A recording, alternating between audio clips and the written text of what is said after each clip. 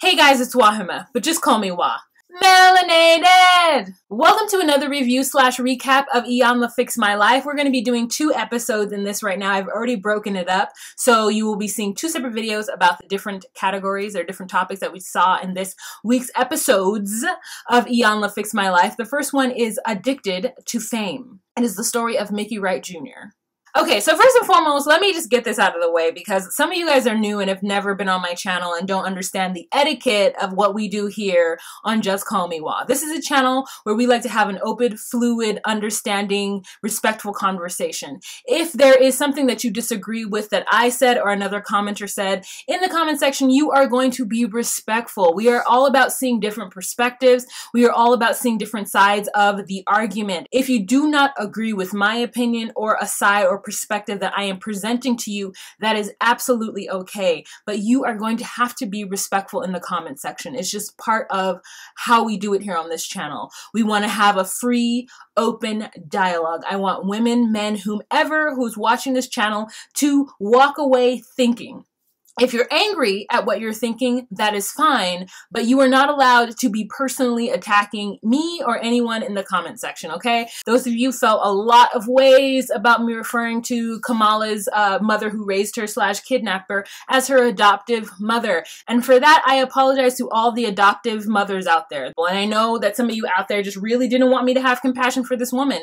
You really didn't want me to, and I get it. You don't want me to, but I'm going to.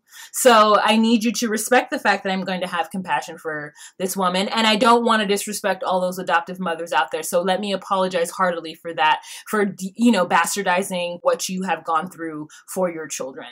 100% apologize for that. Also, you guys, know your words. I had somebody in my last video say that I had so much hate in my heart for Iyanla that I was unable to give an unbiased review. I had to block this person. Not because what they said was terribly wrong, but like, one, if you don't know what the definition of the word hate is, please don't write it, because I do not hate Iyanla. In fact, I don't hate anybody. And I thought I explained myself very clearly about my feelings towards Iyanla in my last video. And if you were still somehow confused, I need you to know that I don't operate in black and white for the most part. I operate in the gray. And I think a lot of things take place in the gray. So I can have conflicting feelings about the same situation and be completely okay with that. So I'm going to need you to be okay with that too. Cool? Cool. Secondly, I never claim to give an unbiased review. I try to give an unbiased review, but it is very difficult for me or for anyone to give an unbiased review because we feel strongly about these things when we see people that look like us and living in circumstances that we may not agree with and or that we feel like it could be better or should know better. But I have my feelings and I'm upfront with how I feel about Iyanla and the show from the very beginning. I love that in this episode, though, she did say that she isn't here for the show, yet they're on camera doing all this stuff. Sometimes these moments that happen on camera, I just am like so uncomfortable with because I don't feel like they should happen on camera. I don't like these little sound bites. I don't like these shots of her yelling at them from the balcony. I don't like a lot of these little things. And so I'm going to call them out. Nothing is wrong with calling them out. It's just something that I don't like. And there are people who don't like it either. And so, you know, just using our voices, that's it. All right, so I'm going to show you guys how to get this look, or at least how I got this look, because it was very slapdash. I apologize now if the video is a little disheveled, but I felt like these episodes didn't give me enough meat to go on with, especially this first one. Okie dokie. So, you know, let's go ahead and put this wig cap on, which is really just a stocking cap. This is me with a fresh face. I've just washed my face and applied my Thayer's toner, and now I'm going to go in with my Korean toner, which is going to add some moisturization back to moisture. Moisturization is going to add moisture back to my face. Let's talk about the first topic from Iyanla Fix My Life last night.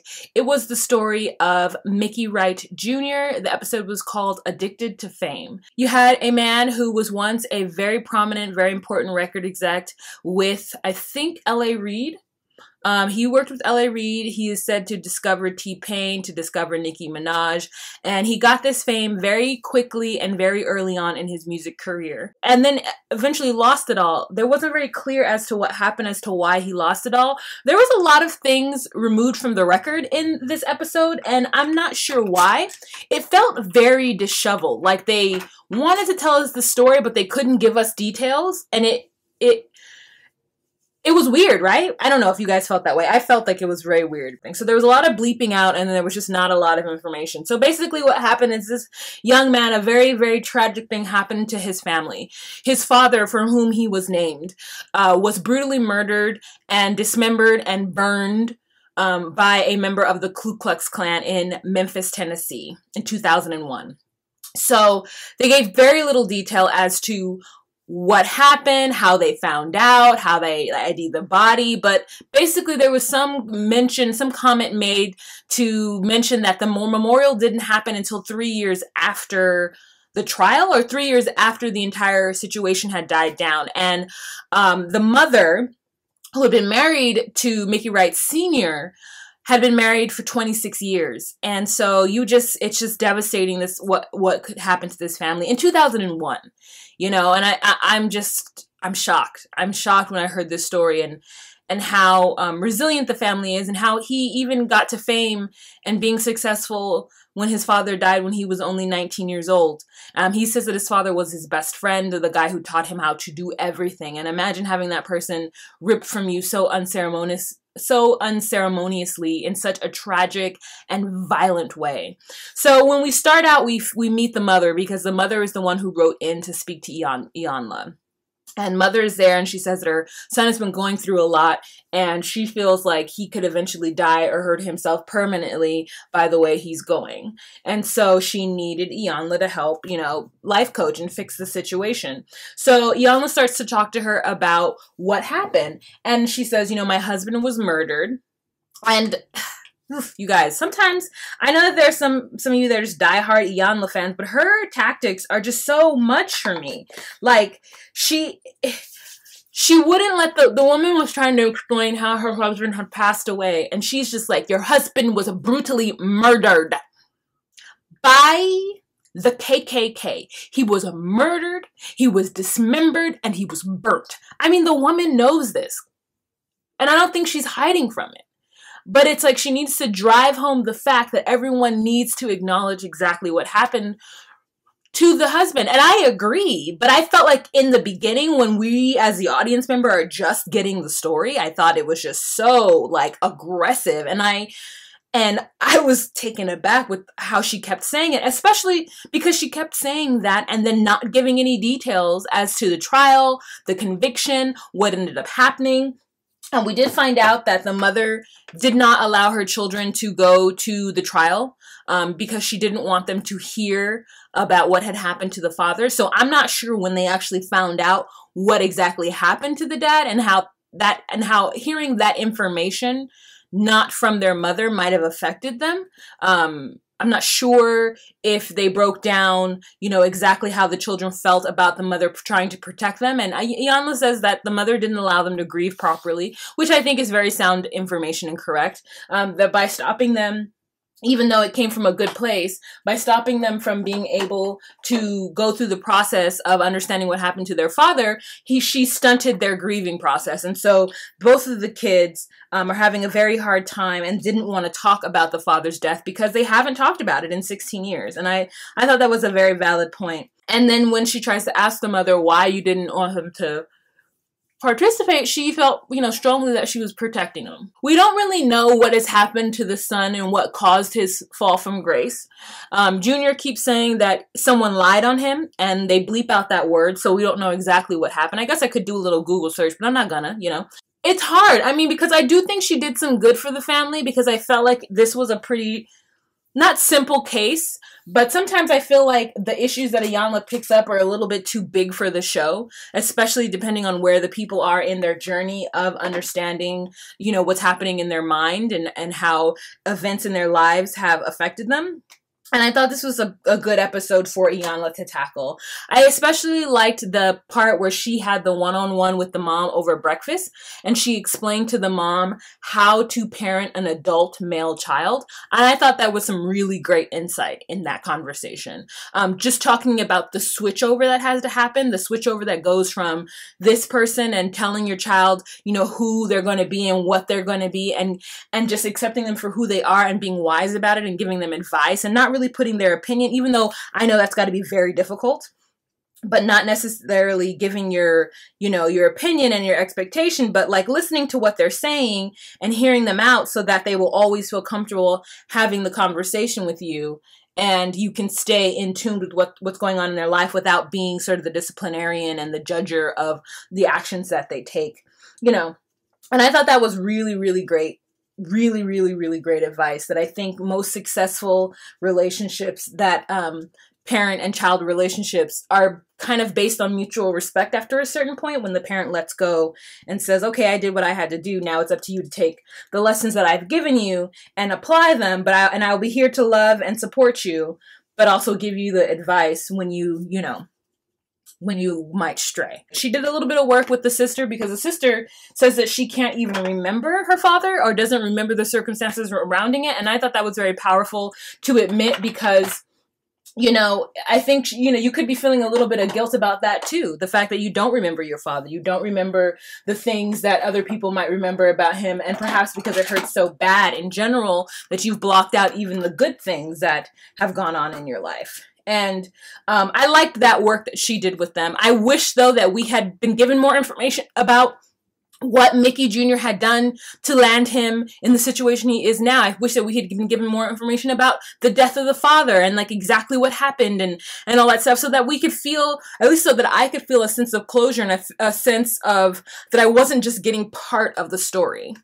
Okay, so now we're going to move on to my foundation. I'm going to be using today a mixture of my Black Radiance in Brown Sugar with my Lancome cushion Teinte Idole, and the color for this one is 555 Suede C. Okay, so in this episode, though, I'm loving Iyanla's hair. You know, I'm loving her hair.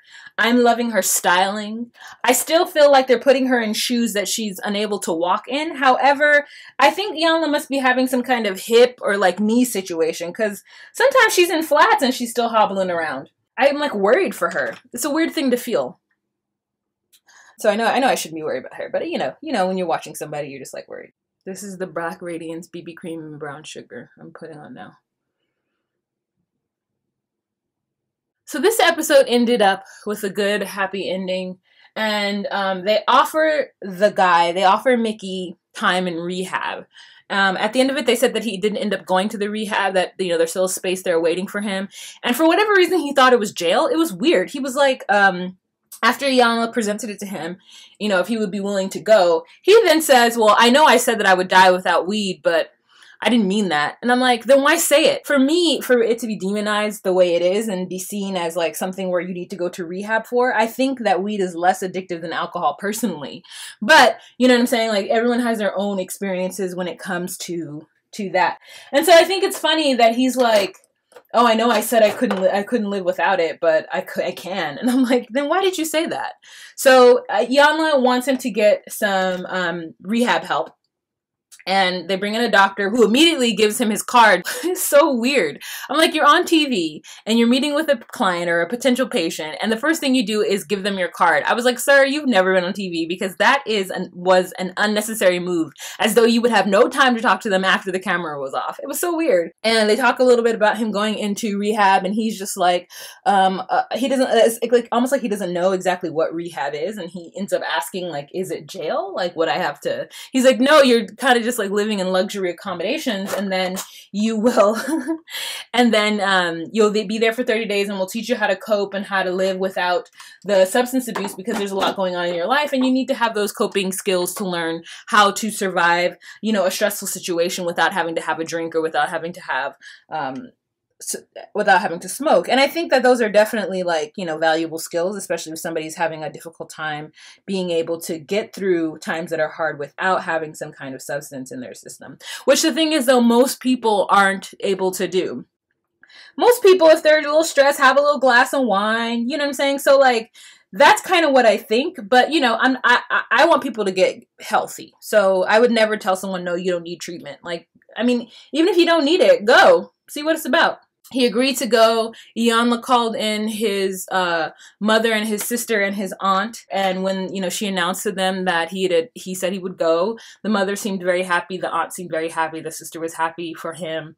So, I mean, I wish they had done some more work with the sister and the brother dealing with the death. I wish they had given us a little bit more so that we can see, you know, Iyanla's advice on coping with death and, like, you know, brutal death where, like, someone was ripped from you in a very brutal, selfish manner. And I wish that we could see the work put in for that. But like I said, it was almost like so many things were redacted afterwards and we weren't allowed to know exactly what was going on. And that would have been more interesting to me than anything else. So that was it for that episode, you guys. I'm not even done. So I'm going to stop it right here with this one. Go ahead and watch the next video because we're going to really talk about the episode that I came to see. I mean, this next story with Iyanla Fix My Life is why I watch Iyanla Fix My Life. All right, you guys, thank you so much for watching.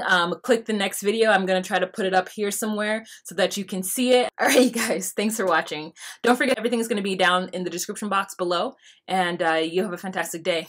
Bye.